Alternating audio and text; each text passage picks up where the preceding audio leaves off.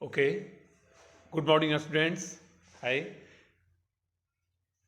आज मैं आप लोग के सामने योगा का पढ़ाई में हमें क्या बेनिफिट मिलता है, खास करके जब हम लोगों के बीच आप स्कूल में नहीं हैं, वर्चुअल क्लासेस में ही हम आप लोग को हेल्प कर पा रहे हैं। उसमें ये योगा का एक बहुत बड़ा महत्व आपका स्ट्रेस फ्री होने के लिए मैं चाहता हूँ कि योगा के अपनाने के बाद, प्राणायाम और आसन के बाद आपको एक हेल्प हो। उसके लिए मैं एक छोटा सा पीपीटी बनाया हूँ जो आप लोग के समक्ष रख रहा हूँ। योगा क्या होता है बेटे? मैं सबसे पहले आपको ये कहूँगा कि बिना स्वस्थ रहे हम अच्छी पढ़ाई की कल्पना भी नहीं कर सकते हैं। थोड़ा सा स्वस्थ होते हैं तो मेरी पूरी पढ़ाई की तैयारी जो है बर्बाद हो जाता है। इसलिए मैं यूँ कहूँगा कि यदि आपको ब्रेन और बॉडी दोनों को परफेक्ट बनाना है तो आप प्राणायाम और योगा जरूर करें। 15 मिनट 20 मिनट, ज़्यादा भी मैं समय देने नहीं कहता हूँ, लेकिन करें तो प्रत्येक दिन यदि करें तो ज़रूर करें, जिससे कि आपको स्ट्रेस फ्री होकर के अपना पढ़ाई में जो आपको योगा के चलते योगदान बढ़ेगा, उससे निश्चित कहीं ना कहीं सफलता आपकी ज़्यादा मिलेगी।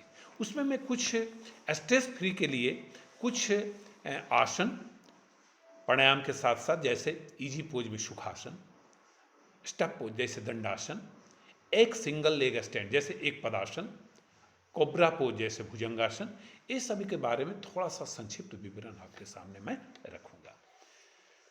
कहा जाता है कि योग मेरे लिए पता नहीं है कि नहीं है, मैं तो ही बच्चा हूँ, या बहुत यदि काम में है तो कहते हैं मैं तो बहुत व्यस्त हूँ।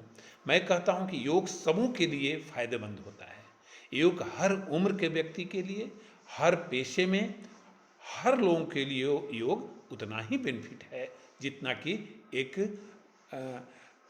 कहा जाता है कि योगी लोगों के लिए, यानी जो पूजा पाठ करते हैं, जो केवल योग करते हैं, उनके लिए नहीं। योग यदि हमें हेल्दी रहना है, पीसफुल लाइफ जीना है, स्ट्रेस फ्री रहना है, तो नियमित रूप से इसे अपनाना पड़ेगा। योग खास करके स्टूडेंट्स को पढ़ाई का जो प्रेशर होता है उसको बिल्कुल ये कम करता है। पढ़ाई के प्रेशर यदि कम करना है तो योग को अपनाना ही होगा। जानिए ऐसे 5 योग में आसन को प्राणायाम के साथ साथ मैं कुछ आसन बहुत सिंपल और आसन के साथ प्राणायाम जोड़ूंगा जो आपके बॉडी को और ब्रेन को परफेक्ट बनाए रखे। पहला है प्राणायाम में अनुलोम विलोम। जैसे अनुलोम विलोम आप देख रहे हैं कैसे करें।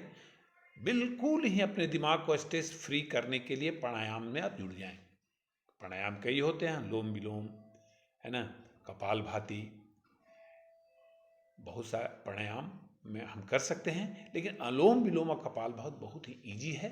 इसको आप यदि अपने रूटीन में अपने अपना लेंगे तो निश्चित रूप से आपकी पढ़ाई में फोकस अच्छा होगा। तो यदि पढ़ाई में अच्छे फोकस के लिए आपको अपनाना पड़ता है तो इसमें आपको निश्चित बेनिफिट मिलेगा। इसमें क्या है कि श्वास को धीमी गति से लें, धीमी गति से छोड़ें और उतना ही लें। इसमें 3 क्रिया होती है, रेचक, पूरक और कुंभक, जिसमें धीमी गति से श्वास को लेना है और धीमी गति से ही खींच करके बाहर निकालना है। यही क्रम चलता रहता है जिससे कि हमारी मानसिक विकास में सहायता करता है। दूसरा है इजी पोज यानी सुखासन। इस योग में सबसे आसान तरीका है, कुछ नहीं, पालथी मार के बैठ जाना है। दोनों पैर को क्रॉस करके, पीठ को सीधी करके और दोनों हाथ को मुद्राएं, ज्ञान की मुद्रा होनी चाहिए, ज्ञान मुद्रा में बैठ जाएंगे, कमर को सीधी करेंगे। इस आसन को जैसे मेडिटेशन में इस आसन को हम अपनाते हैं, लेकिन ध्यान रहे इस आसन में हाथ की मुद्रा जरूरी है, ज्ञान मुद्रा में ही आप बैठेंगे। ये आसन आपके ब्रेन पावर को बढ़ाने में काफ़ी कारगर होता है। अब आइए दंडासन। इस योग से रीढ़ की हड्डी सीधी रहती है। यह सिटिंग पोस्चर के लिए बेहतरीन योग है। इसे रोजाना करने से शरीर के निचले हिस्से में लचीलापन आता है। आप निश्चित करें। दूसरा है सिंगल पोजासन। पुराने ज़माने में जब हम लोग किसी को प्रणाम करते थे तो एक पैर खड़ा होकर के दोनों हाथ को जोड़ते थे, लेकिन धीरे धीरे वो पद्धति समाप्त होने लगी है। लेकिन अब आसन के रूप में इसे एक पदासन में हम लोग यदि अपनाते हैं तो इससे हमारा मानसिक तनाव दूर होता है, यह आपके शरीर के आलस्य को दूर करता है, फुर्तीला बनाता है। यदि इसे आप रोज अपने रूटीन में अपना लेंगे तो आपको धीरे धीरे गुस्से पर कंट्रोल हो जाता है, आप स्ट्रेस फ्री रहेंगे।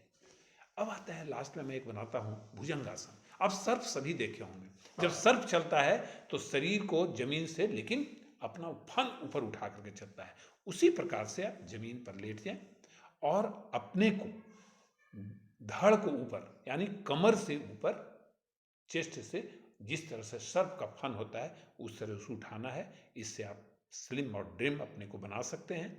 और यही नहीं, यदि आपका मसल में भी कोई परेशानी है तो धीरे धीरे मसल भी बहुत ही खूबसूरत, बहुत ही अच्छा होता है और उसमें बहुत माने मैं ये कहता हूँ पावर आता है और फ्लेक्सिबिलिटी भी बनाने में काम आता है। इस तरह से यदि आप योग को और आसन को दिनचर्या में आप अपना लेंगे, रूटीन में अपना लाएंगे तो निश्चित रूप से आपको फायदेमंद आपके लिए होगा। मैं आशा करता हूँ कि हमारे बच्चे जो भी हमारे जवाहर नवोदय विद्यालय के बच्चे हैं वो इसे जरूर अपनाएंगे। बहुत बहुत धन्यवाद।